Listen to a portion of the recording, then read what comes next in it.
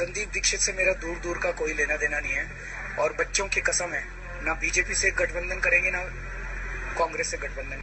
Arvind Kejriwal and the members of his Aam Aadmi Party or AAP has created big splash in Indian political scene. An unknown young man without any political background all of a sudden started to make the headlines in major Indian media. Do you think he has the ability to do the type of activities he and his colleagues are involved in? Or he is simply playing a role in this drama as the script is written by some big players to destabilize India?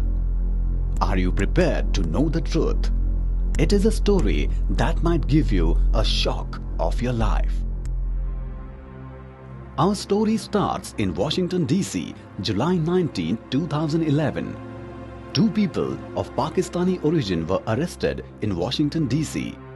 U.S. Justice Department website reveals this. Ghulam Nabi Fai. New York Times reported that Ghulam Nabi Fai was an agent of the Pakistani spy agency, the Inter-Service Intelligence or ISI. He closely worked with a key figure in this nexus, Angana Chatterjee, a US resident. On December 16, 2011, Angana and her husband Richard Shapiro were sacked by their employer, California Institute of Integral Studies, CIIS, for their subversive activities. And authorities have banned Richard's India entry for anti-Indian activities. Angana works closely with her anti-national friends in India like Arundhati Suzanne Roy,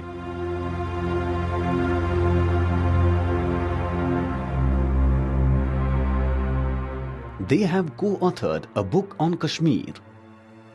They are working with three leading international anti-India groups simultaneously: Pakistan's ISI, Indian American Muslim Council IAMC, and the PROXA, Progressive South Asians. PROXA is an umbrella group which has more than 300 ultra-communist activists around the world with more than 20 outfits in various names. In 1967, with the active involvement of Chinese Government Communist Party of India, Marxist-Leninist was formed in Bengal and other states commonly known as the Naxal movement. Hundreds of college students and young farms laborers joined the movement with the hope of bringing a revolution which was never successful. However, many of these people went to America and other countries and tried to continue their subversive activities. PROXA and their sister groups, FOIL and AID, was started by them. The most prominent face of these people is the Federation of Inqilabi Leftists, FOIL. It was formerly known as Federation of Indian Leftists. FOIL's mission has been, according to them, a clearinghouse for radical Indian activists in United States, Canada, and England to help build projects that make their radical politics more material. Vijay Prashad is the key founder of FOIL Group. He advocates that modern Hinduism is nothing but fascism and racism. What we hear in media and used by politicians today about fascism has come from these people. It is to be noted that they all talk on same line that BJP or any Hindu organization is fascist. And the root of such anti-national ideas come from Marxist historians like Romila Thapar. Biju Matthew, another co-founder, has close ties with various evangelical Christian missionaries and pro-Dalit groups who have established in India an enormous religious conversion plan, and the strategy is to convert millions of people especially the so-called Dalits and tribal people. Vinay Lal runs a blog called Lal Salam. His and these groups' sympathy for radical Islam is very clear. Second important organization of this umbrella group in this nexus is Association for India's Development, AID. AID has become direct legal channel for communists and their sympathizers to raise funds abroad. AID is doing fundraising for Arvind Kejriwal and sent volunteers to campaign during Delhi election. Now you understand why we need to introduce few prominent people outside of India who are connected to Aam Aadmi Party key members, Pakistan and ISI, ultra-communists, anti-India Dalit separatists and Christian evangelists. Council on American Islamic Relations or CAIR, CAIR, is known for the extreme views of its leaders.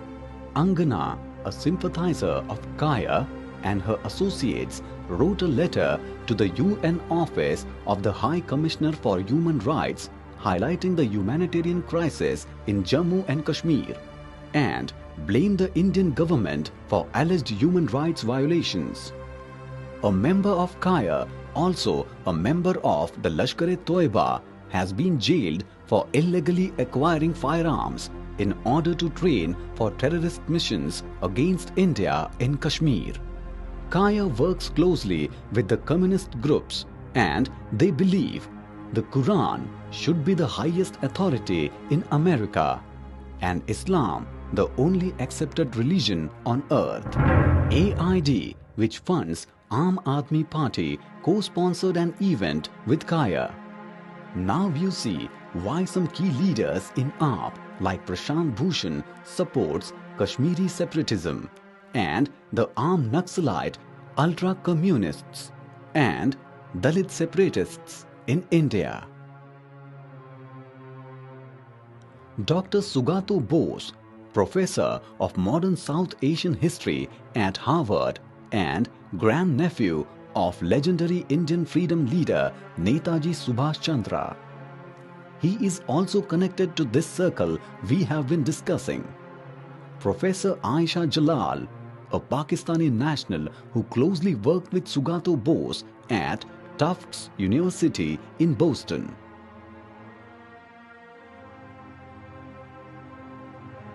They believe that Aurangzeb, the most cruel and fanatic of all Muslim kings in India, was the best ruler. They are clearly Islamist sympathizers. Both Aisha and Sugato, along with the people like Angana, has spoken at many events mostly supporting pro-Pakistani Kashmiri separatism. Indian American Muslim Council or IAMC is basically a front organization working for Islamist groups in Pakistan, India and America. If you look at their website, you will feel that the sole purpose of the group is to discredit Indian government's secular standing, safeguarding banned radical terrorist Muslim groups in India such as SIMI, and to do propaganda work against Gujarat government. IAMC and other related Muslim groups sponsor Indian activists such as Harsh Mantar, an AAP key member who rose to fame following the 2002 Gujarat riots. Harsh Dobhal, the managing editor of Combat Law, a bi-monthly Maoist publication that supports the philosophy of the violent and terrorist Naxal movement in India. As it's a well-known fact now, the Maoists, with the help of ISI, have been attempting to establish links with Naxalite groups such as the PWG, People's War Group, and the MCC, Maoist Communist Center, by using the Siliguri corridor in West Bengal. Such lethal partnership is seriously undermining the internal security of India. Dobhal, is also the Secretariat at the Independent People's Tribunal (IPT). In 2010, he published a report titled Report of Independent People's Tribunal on Human Rights Violations in Kashmir. The Human Rights Law Network follows a similar approach in exposing the violent abuse of minorities by Hindus and the Indian state as the various church-supported Dalit and leftist or communist organizations discussed throughout the report. In fact, some of the donors and partners of Human Rights Law Network include Evangelische Entwik Langsdienst, EED, Christian Aid, Church Auxiliary for Social Action, Dan Church Aid, etc., along with the several European government agencies. IAMC regularly invites Biju Matthew, Raju Rajgopal, John Prabhudas of Federation of Indian American Christian Group, Liz McKean, and many others. They work with the people like Father Cedric Prakash, a Jesuit priest and a popular face within various circles that routinely hold India guilty of oppression of Christians, Muslims and Dalits. Sabarang Communications is a Mumbai, India-based organization run by Teesta Setalvad and her husband Javed Anand, along with a magazine called Communalism Combat. In 1999, Setalvad's Communalism Combat accepted about 1.5 crores rupees from political parties such as the Congress, CPI, CPM, and about 10 prominent individuals to run a series of massive ad campaigns against the BJP and labeling them as Hindu fanatics, that they are highly biased against women. Recently, she has admitted spending organization's funds for her personal purposes. Now, let us find out how through some award culture members of these umbrella groups recognize and work with each other. International Award for Religious Harmony was established in 2000 by the International Council of Evangelical Churches in memory of Australian missionary Graham Staines. This award was given to John Dayal, a known Christian activist who routinely demonizes Hindus and Hinduism. He is also the Secretary General of the All India Christian Council AICC, which also works with noted anti-national organizations like the Dalit Freedom Network. In 2003, Setalvad, along with the Admiral L. Ramadas, received this award as well.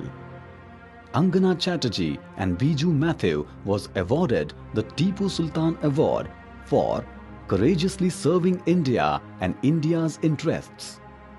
Kaleem Khwaja, a key ideologue of the Association of Indian Muslim of America, AIM, who wrote his infamous article in Milli Gazette, Brother, Can You Spare a Tear for Taliban?, also received the Tipu Sultan Award. Raju Rajgopal was given the Bahadur Shah Zafar Award for promoting pluralism and communal harmony in India. The Magsaysay Award. Aruna Roy received this award in the year 2000. Kejriwal got this award in 2006. A declassified US Central Intelligence Agency CIA secret document clearly shows the link between CIA and Rockefeller Foundation, Ford Foundation and Magsaysay Award. Even in the citation of Kejriwal for the Magsaysay Award, the first reference was made to CIA.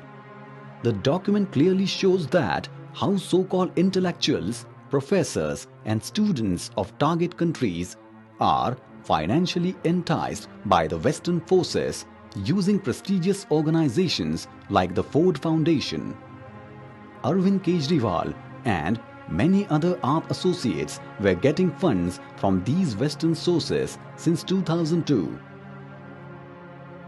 Under the banner of Parivartan, Kejriwal received funds from World Bank for a Jan Sunwai campaign even as the organization was not registered.